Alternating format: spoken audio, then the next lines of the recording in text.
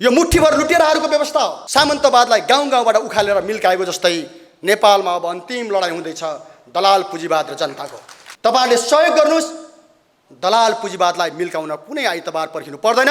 हामी लड्न सक्छौँ, हामी जित्न सक्छौँ। बुद्धिहीन मूर्ख शासकहरू, विदेशीको 8 वर्षसम्म चल्न बानी परेका दलालहरूको कारणले हाम्रो देश चाहिँ जटिल बनेको। यो वाशिङटन र दिल्लीबाट लादिएका, लन्डन र बर्लिनबाट तयार गरिएका योजनाहरूलाई लागू गर्ने दलालहरूको व्यवस्था हो। को मान्छे कति महिना मन्त्री नै हो, पार्टीमा छलफल गर्ने अनि पालो पालो मन्त्री हुने, कुम्ल्याउने, लुट्ने, खाने, देशको सम्पत्ति उडाउने, फेरि अर्को फटा त्यहाँ पुग्ने। फटाहरूको एउटा रोल क्रम यहाँ चलिरहेको छ। यहाँको जाली फटाहरूसँग लड्नुपर्छ, यहाँका दलालहरूसँग लड्नुपर्छ र यो दलाल पुँजीवादी सत्तालाई भत्काएर जनताको वैज्ञानिक समाजवाद स्थापना गर्नुपर्छ। त्यो मोर्चाको लागि तपाईँ हामी तयार हुनुपर्छ। गाउँ गाउँबाट हामीले जनयुद्धमा सामन्तहरूलाई जरा उखालेको जस्तो उखाल्नुपर्छ, सहरबाट उखेल्नुपर्छ र दलालहरूको सत्तालाई फ्याँकेर वैज्ञानिक समाजवाद निर्माण गर्नुपर्छ। दशकौँका लडाइँहरूबाट हामीले जन्माउन खोजेको राजनीतिक प्रणाली हो। राज्यले हामीसँग 3 बुद्धे त गर्यो, तर 3 बुद्धेलाई इमान्दारीपूर्वक लागू गरेको छैन। यी घुमन्ते फिरन्ते र मागन्तेहरूको विरुद्धमा पनि लड्न जरुरी छ। पुँजीवादलाई केवल मुनाफा चाहिएको छ, स्वार्थ चाहिएको छ, लुट चाहिएको छ। त्यसको निम्ति उसले जुनसुकै सीमा पनि मिच्न तयार छ। हाम्रो पार्टीको लागि र नेपालको पत्रकार जगतको लागि, नेपालको सञ्चार माध्यमको लागि र जनताको सूचना प्राप्त गर्ने अधिकारको लागि आज एउटा खुसीको दिन आएको छ। यहाँ थुप्रै सञ्चार माध्यमहरू र अनलाइनहरूको बिचमा एउटा नयाँ सञ्चार माध्यम अनलाइन जनपत्रिका अनलाइन आज थपिएको छ, आज उद्घाटन भएको छ। यो उद्घाटनको अवसर जुटाइदिने जनप्रचार प्रसार प्रणालीलाई म धेरै धेरै धन्यवाद दिन चाहन्छु र यो उद्घाटन भएको जानकारी गराउन चाहन्छु।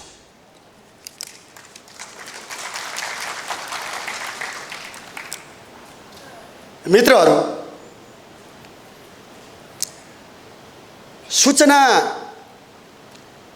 र सञ्चार मानव जातिको विकास क्रमसँग अभिन्न रूपले जोडिएको कुरा मैले लामो भन्नु पर्दैन। हाम्रा पुर्खाहरूले प्राचीन कालदेखि नै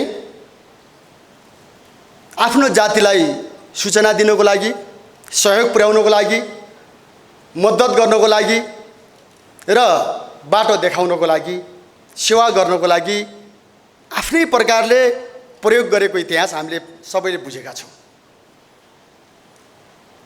4000 वर्ष अगाडिदेखि भन्ने छ, सायद पत्रकार बन्धुहरूलाई राम्रोसँग थाहा छ। मानव जातिले आफ्नो विकास क्रममा निकै लामो समयदेखि, हजारौँ वर्षदेखि सञ्चार माध्यमलाई आफ्नो हितको निम्ति प्रयोग गरेको छ।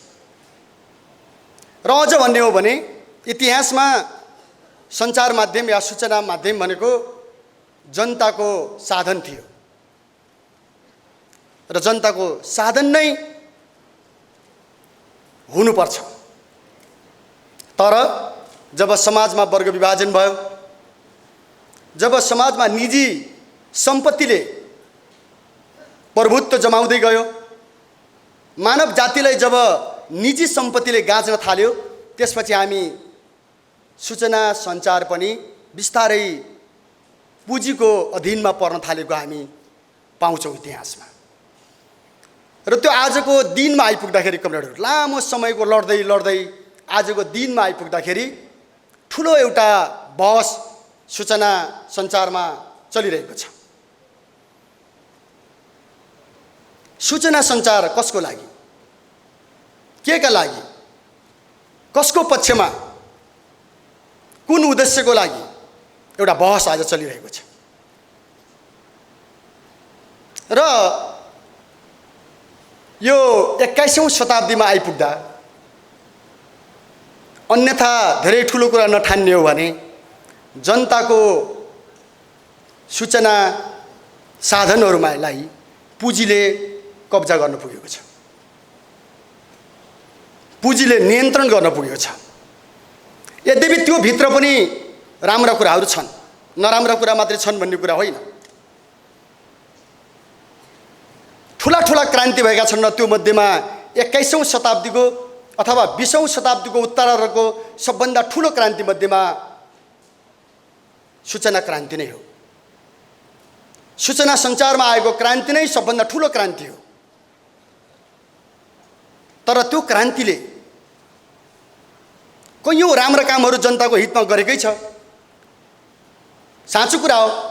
तर त्यसको एउटा नकारात्मक पाटो के छ भने बिस्तारै जनताको हातबाट सूचना सञ्चारहरू खोसिने र पुँजीको सेवाको निम्ति, मालिकहरूको सेवाको निम्ति र जनतालाई एक प्रकारले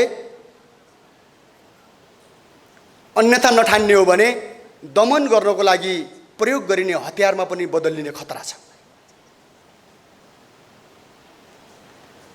संसारमा आज तपाईले हेर्नुभयो भने जोसँग पैसा छ, जो सबभन्दा धनी छन्, उनीहरूले सूचना सञ्चारलाई आफ्नो अनुकूल प्रयोग गरेको एउटा नकारात्मक पाटो हाम्रो अगाडि सामु छ। हाम्रो पुर्खाले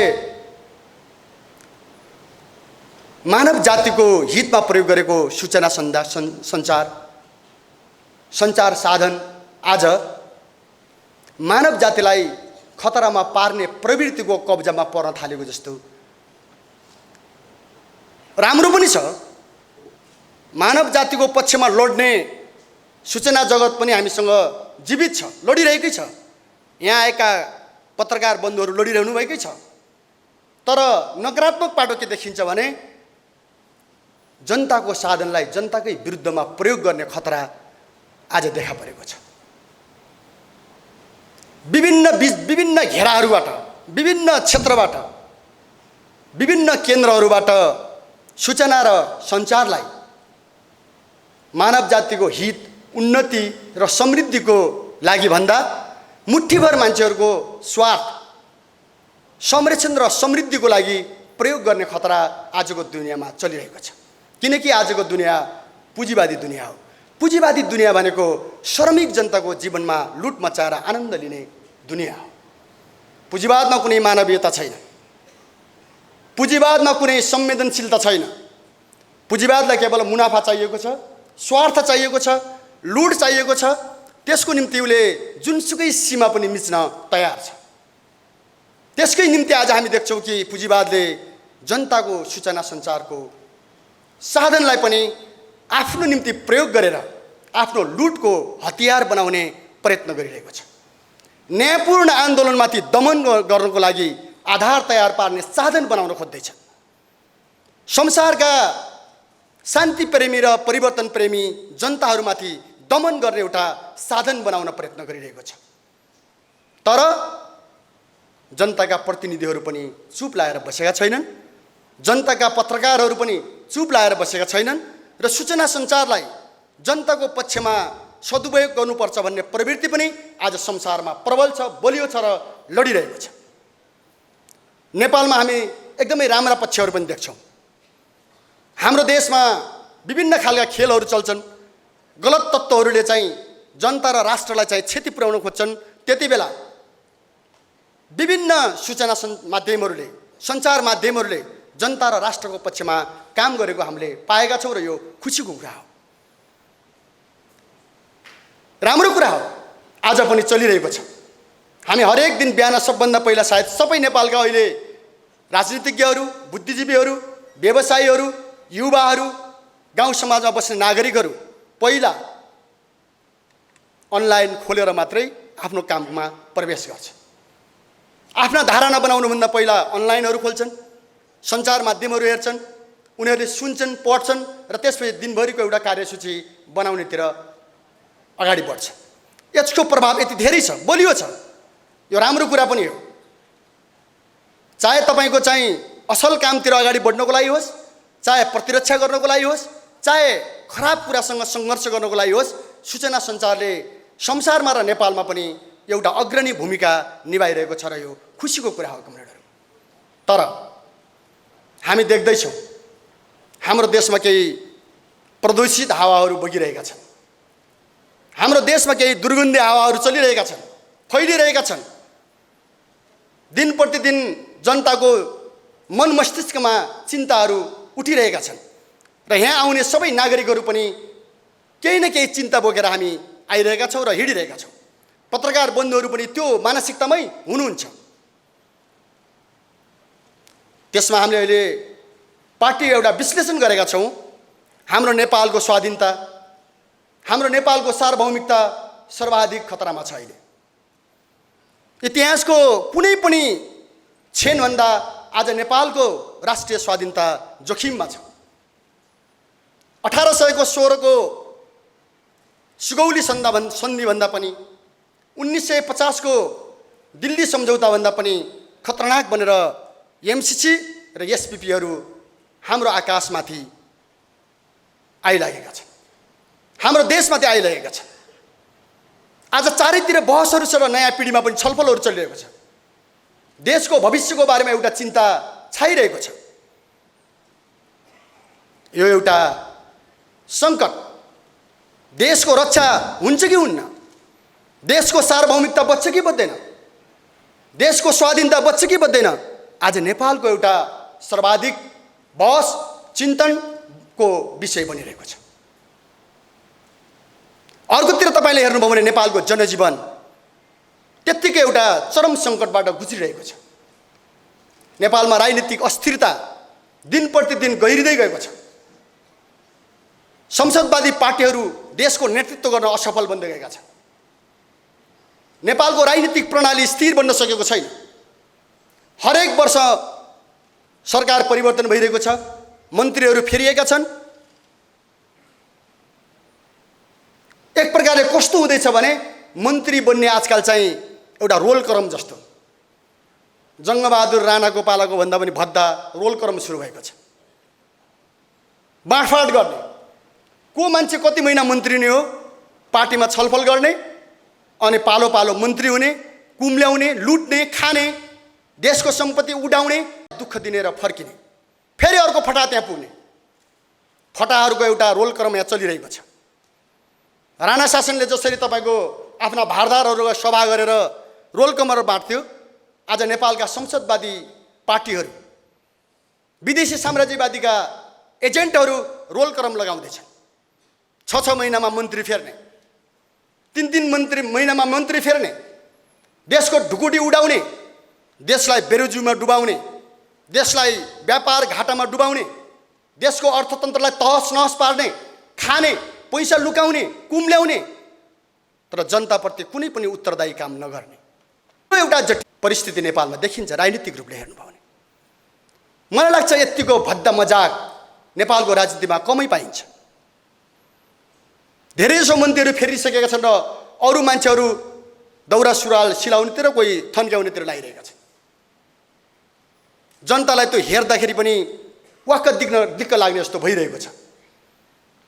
जनताको घरमा चामल छैन, जनताको घरमा खाना छैन, अभाव छ, महँगीले थिचेको छ, चौपट छ, दिनदहाडै बलात्कार भएको छ, लुटिएका छन्। तर राज्यमा बसेका मान्छेहरू आफ्नो गुटको स्वार्थको लागि, आफ्नो दलको स्वार्थको लागि, केही मान्छेको झोली भर्नको लागि सिँगै देशलाई चाहिँ मोलमोलाई गरिरहेका छन्, लुटिरहेका छन्। परिवेश यस्तो छ आदरणीय पत्रकार बन्धुहरू र मित्रहरू। राजनीतिक परिस्थिति यो हो कि होइन? यो दशकौँका लडाइँहरूबाट हामीले जन्माउन खोजेको राजनीतिक प्रणाली यो हो। हजारौँ हजार योद्धाहरूको सपुतहरूको रगतबाट जन्मिएको व्यवस्था हामीले चाहेको यो हो, जसको कुनै न्वारान नै छैन। यो के व्यवस्था हो? यो कसको व्यवस्था हो?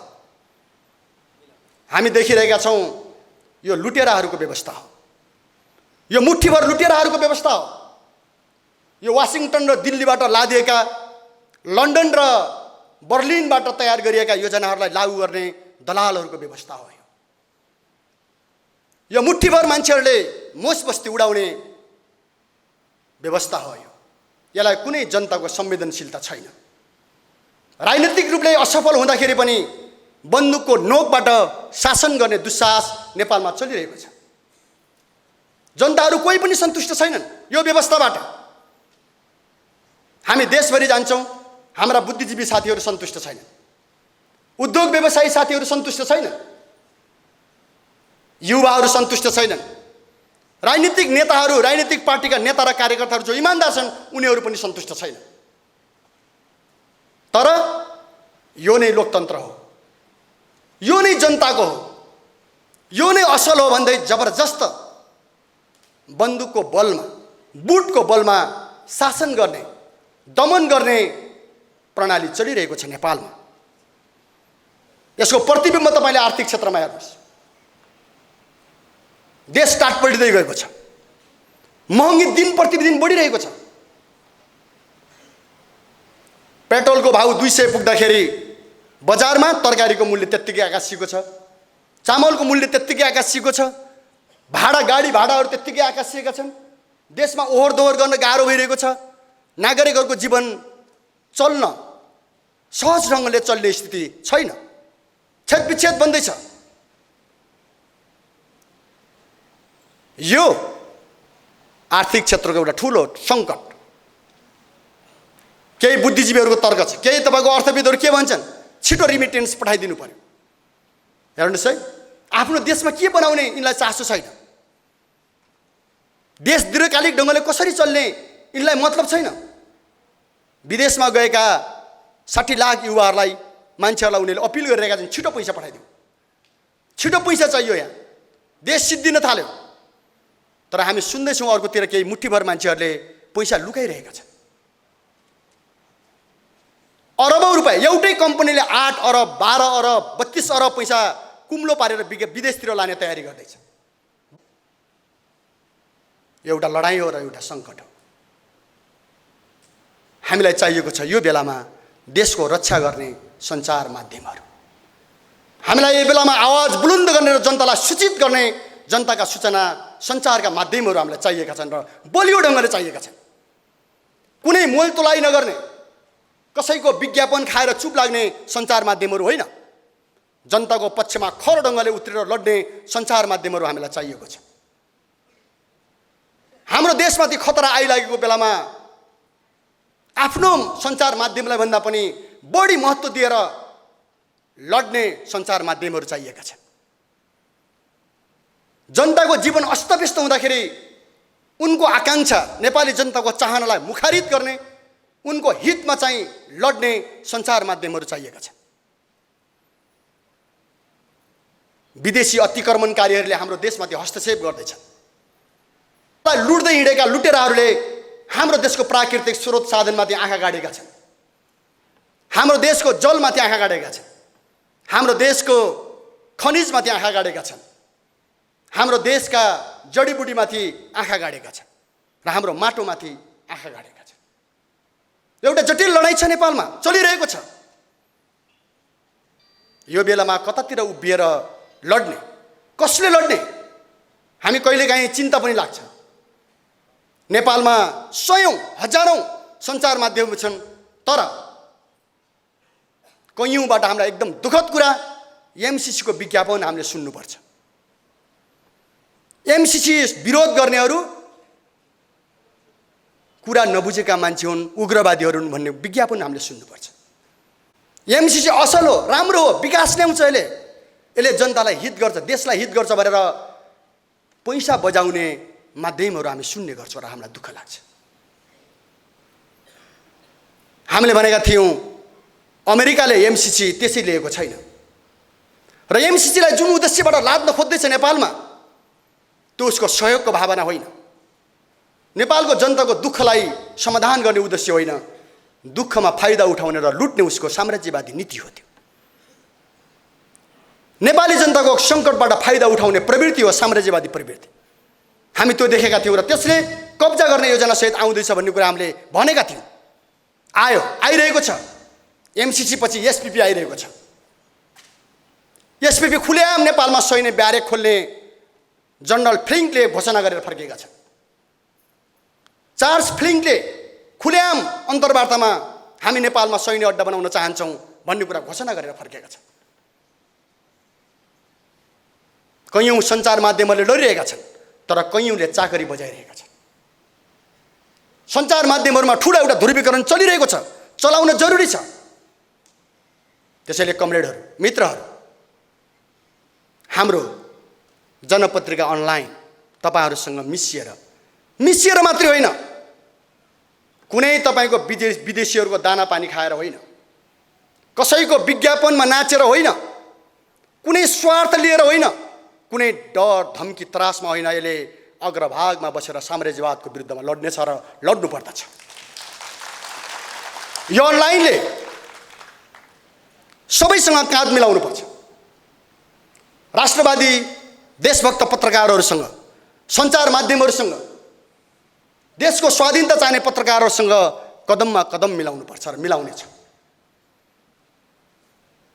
उनीहरूसँग मोर्चा कस्दै आवश्यक पर्यो भने मोर्चाको पनि अग्रभागमा बसेर लडाईँ लड्नु पर्यो र खतरा मोल्नु पर्यो भने पनि पत्रकार बन्धुहरू तपाईहरूसँगै र तपाईको सबभन्दा अगाडि बसेर यो अनलाइनले लड्नुपर्छ र लड्नेछ।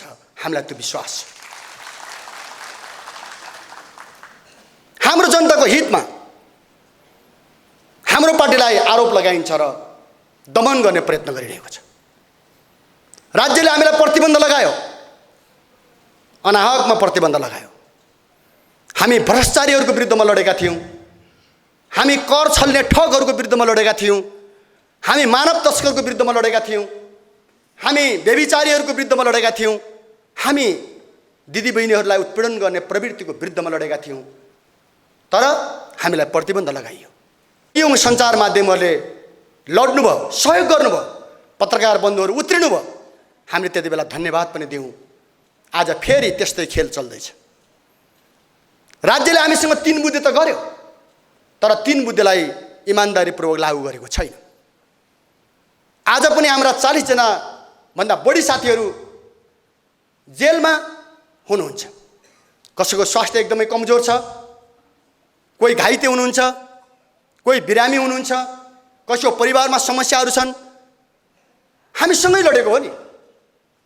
2 वर्षमा हामीले नेतृत्व गरेको। हाम्रा जति पनि कमरेडहरू जेलमा हुनुहुन्छ त्यसको नेता हामी हो। नेपाल कम्युनिस्ट पार्टीले प्रतिरोध सङ्घर्ष चलाएको थियो र त्यो सङ्घर्षको नेतृत्व हामीले गरेको। हाम्रा नेताहरूले गरेका हुन्। कैयौँ नेताहरूलाई छोडियो, तर हाम्रा योद्धा कमरेडहरूलाई, युवाहरूलाई छोडिएको छैन। यो एउटा षड्यन्त्र हो। यो जनताको अधिकारमाथिको हस्तक्षेप हो, स्वतन्त्रतामाथिको हस्तक्षेप हो। हाम्रो पत्रकार बन्धुहरूले लडिरहनु भएको छ। यो लडाईँमा पनि हामीलाई यस्तो खरो एउटा चाहिँ मोर्चा चाहिएको छ। हर दिन 24 घण्टा अत्याचारको विरुद्धमा कलम चलाउने, लड्ने, सूचना प्रवाह गर्ने हामीलाई सञ्चार माध्यमहरू चाहिएका छन्।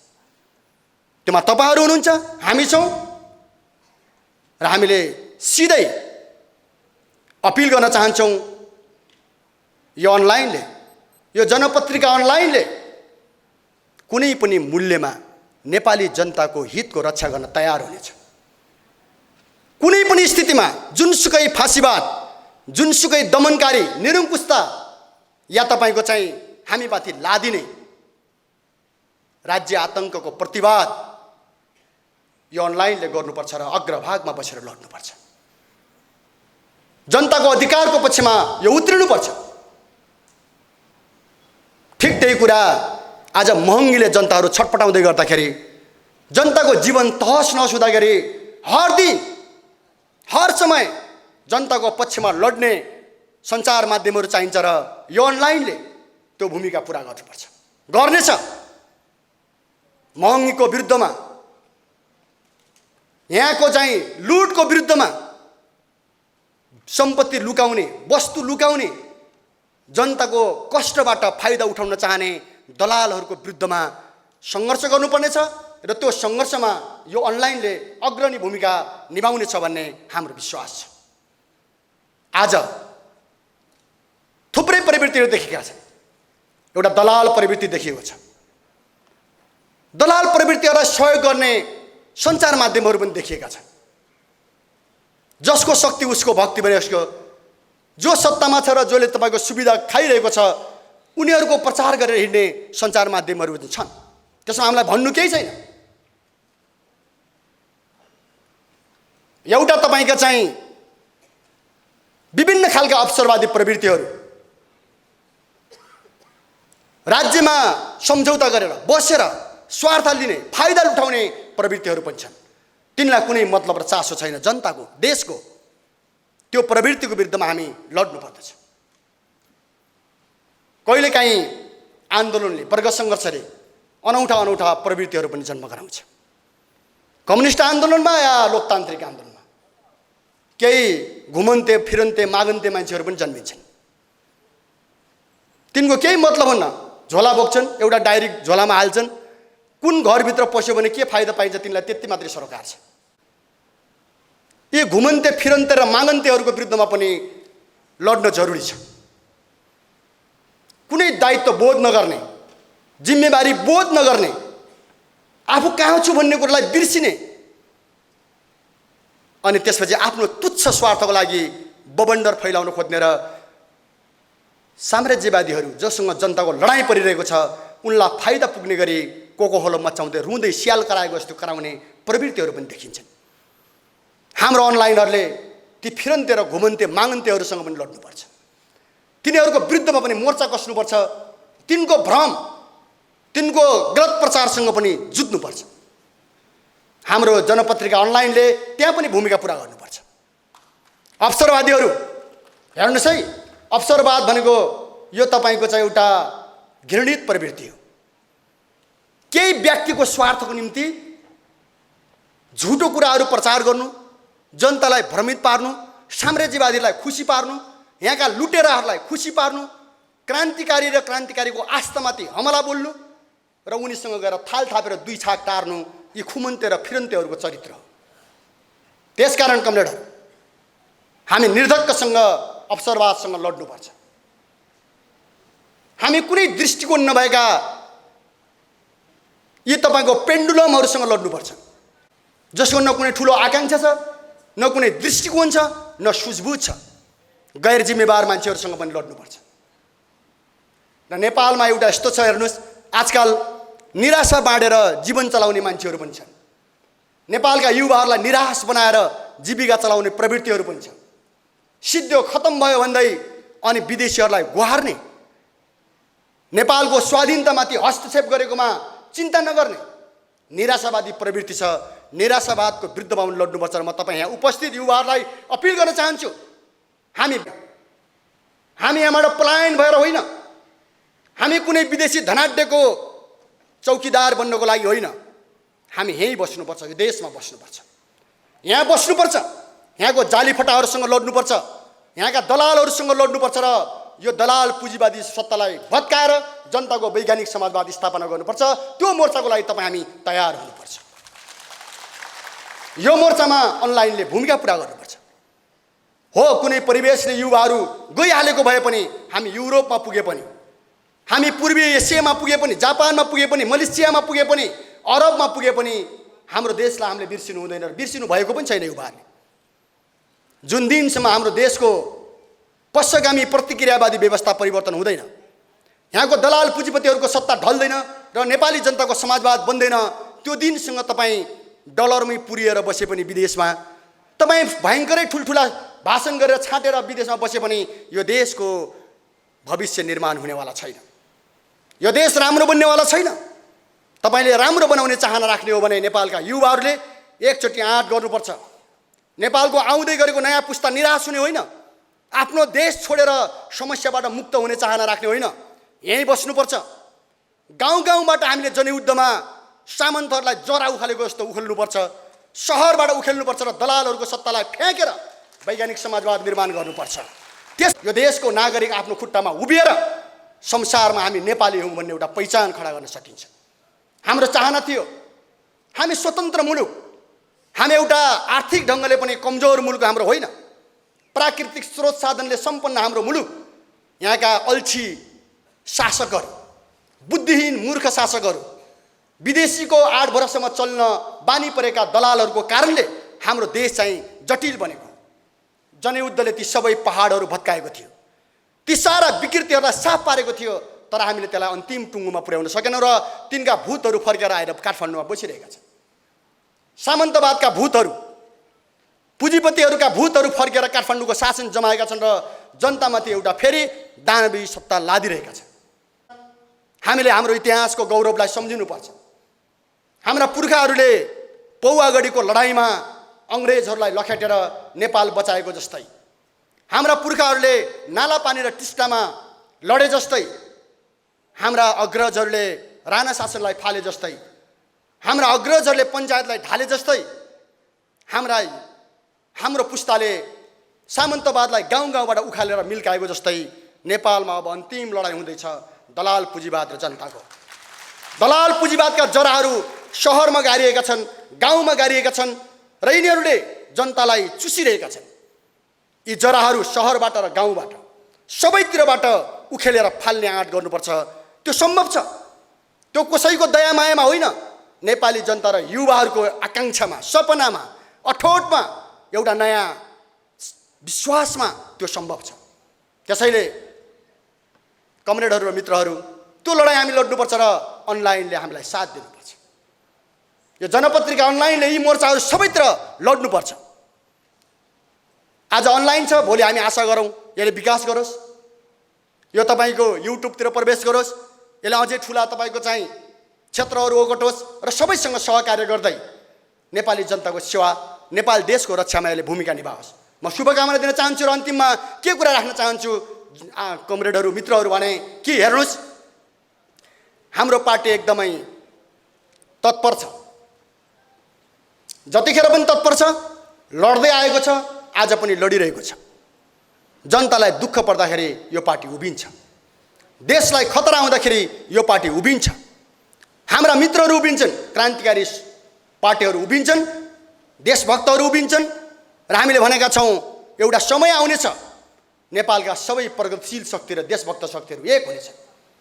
त्यसमा नेपाली सेनाले पनि सोच्नुपर्छ, त्यसमा नेपाल प्रहरीले पनि सोच्नुपर्छ, त्यसमा नेपालका उद्योग व्यवसायीहरूले पनि सोच्नुपर्छ। जो आज साम्राज्यवादी पुँजीको हमलामा परेर दिनदिनै टाटपल्टिँदैछन्, ती सबै राष्ट्रिय उद्योगपतिहरूले सोच्नुपर्छ। नेपालका किसान, मजदुर, बुद्धिजीवी, युवा सबले सोच्नुपर्छ। तपाईँहरूले अनुमति दिनुहोस्, तपाईँहरूले सहयोग गर्नुहोस्। दलाल पुँजीवादलाई मिल्काउन कुनै आइतबार पर्खिनु पर्दैन। हामी लड्न सक्छौँ, हामी जित्न सक्छौँ। यसको लागि यो अनलाइन खबरले अवश्य पनि अग्रणी भूमिका पुरा गर्नेछ भन्ने कुरा राख्दै पत्रकार बन्धुहरूलाई फेरि पनि यो छलफलमा भाग लिएकोमा धन्यवाद दिँदै अरू सबै जति पनि साथीहरू जुट्नुभयो, तपाईँहरूले यो सन्देश लिएर उत्साहका साथ देशमा फर्किनुहोस्। जनताको विजय सुनिश्चित। हवस् त, धन्यवाद।